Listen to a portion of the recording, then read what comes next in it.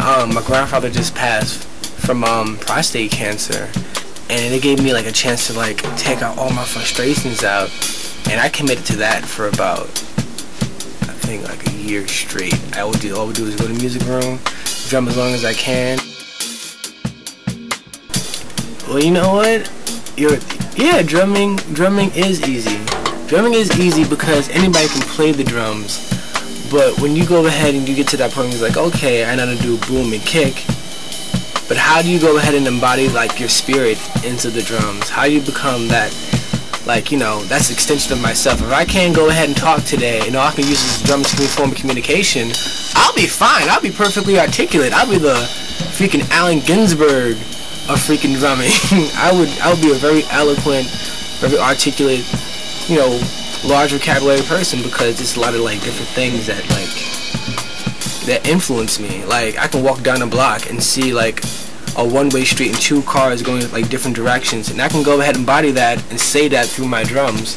But you know, when you go ahead and do like maybe like a 16-note roll, besides going up and down, you just go ahead and switch over your hands, and that's a different expression all on its own. Because drumming isn't necessarily easy. You can either be really soft, really loud, but how do you expand that even more? I definitely took lessons, because you can't put a price on a good teacher, man. Like, seriously. I studied with Mr. Gindin in music school. High school. And then I was really bad in high school, and they had to transfer me to a vocational school. Luckily enough, they had a music class, and luckily enough, the guy who was teaching in the class was a rocker for the Blue Oyster Cult, and he was like he was a guy that was saying more cowbell. Oh my God, he actually had a shirt that said more cowbell in there. So yeah, I studied the more cowbell guy, and then I went to college to Medgar Evers, and I studied with Wally Gator Watson, and he was actually an apprentice of Cab Calloway. Cab Calloway was an amazing drummer, and he studied under Cab Calloway, and he like gave me some lessons, and I think most of it is like I was self-taught. My drumming is different because I can hop in and out of genres at any point in time, and it won't feel like anything's happening, because I'm like in touch with the time. I can slow down, I can speed it up, and you won't lose me. Let me add a little ding over there. I love doing that.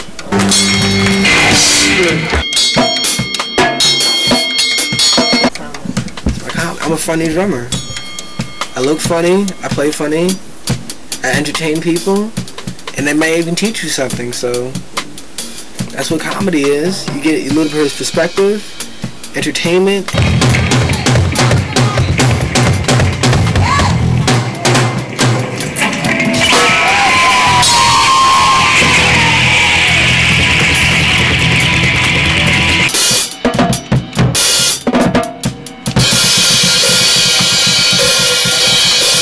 And then you walk away with thinking about, I didn't think about things like that. You open up dialogue. That's what my drumming do. I never really like drum and see a person disappointed, like, oh my God, I even want to go ahead and go against you. They'd be like, wow, I learned something new. I want to try to do that on a drum, or like take an idea that I have for drumming and see like it's a different approach, more than like see how fast I can play, or like, oh yeah, I'm playing just like this guy or that guy. No, screw that. You know, I love Tony Williams, but you know what? I'm gonna let Tony Williams be Tony Williams. I'm gonna be Compton Robinson, the best Compton Robinson I can be. And I played like Afro Punk, I played Brooklyn Festival, I played at Webster Hall twice, and like, you know, there's nothing like having that good energy, even if you're playing for like 5 people. It's just like having that energy right, and knowing those people, they're like just intimate, and we are all in the same moment together, and we're just like, feeling, it's like a human connection when you're playing live. It's really dope. And seeing people dancing, they were just like, they had like the shittiest day at work, but you know what, they just feeling the music so much because you're feeling it and you're putting their energy up. It's just like this transfer energy, because energy shouldn't be like held together. That's what you do when you're mad. You just want to stay mad. You just want to get that frustration out. But you know, you flow that energy out in the live performance. And you're like, I'm gonna get this drink. I'm gonna go ahead and dance with this random ass dude, and that's it. You know, you and your girls are going out. It's the energy. My own like mixtape. Yeah. I have my own mixtape. It's called well, I can only sell it out on like iTunes, or like I can't put it out in Best Buy because it won't be allowed. It's called Big Dick Face. Yeah. It's like I'm the orchestrator and I write all the lyrics. So which can be really good or really bad, because I do go to music school, but at the same point, it's me writing the music and I'm a very sarcastic man. So we have like songs like Mad Happy, which is like describing a relationship about a person that you really love, but that pisses you off at the same time. So that's called Mad Happy. Are you singing this or you rapping? I'm kind of singing it. Like it's like Muddy Waters singing something, because you know he knows he can't sing, but as long as he stay in his range, you won't gouge your eyes out. So yeah, that's pretty much what's gonna happen. I'm gonna sing and I might possibly rap if I feel it in my soul. But I'm not a rapper. Disclaimer. I would love to perform with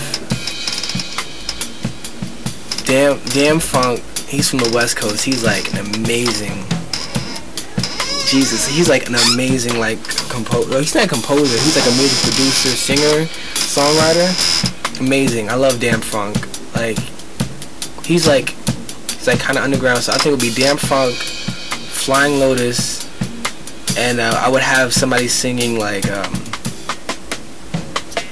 either CeeLo or Bilal, because those dudes are just crazy. Actually, CeeLo. I love CeeLo. Prepare to be your heart to be broken, and it's rough. I'm not even gonna lie. It's like there were some times when I would like go after a show and like walked, and I used to live in Co-op City, and I remember one time I went to a show. It was like they weren't even called Riot in Paris. We were called the Freshmen still at the time, and at one point it was just like, you know, I'm pretty much paying to play, because I would take this cab to the venue, then I had to go ahead and take my stuff back to the Bronx, and I didn't have cab money to go back to the Bronx. I closed all my equipment in the 6 train, got out the 6 train, and had to go and carry my equipment throughout the highway because the bus stopped running towards going to Co-op City. So I'm in a blizzard with all my hardware and like the cymbal bag and my snare bag, thinking to myself, you know what? I didn't even make any money, and I'm walking through like a blizzard for this music shit. Like, I'm just hurt right now. But you know what? You just gotta keep at it. You just gotta keep at it, because, you know, it's gonna eventually pay off. Like, it has to. Because, like, you gotta be a master at something if you put like 1,000 hours into it at least.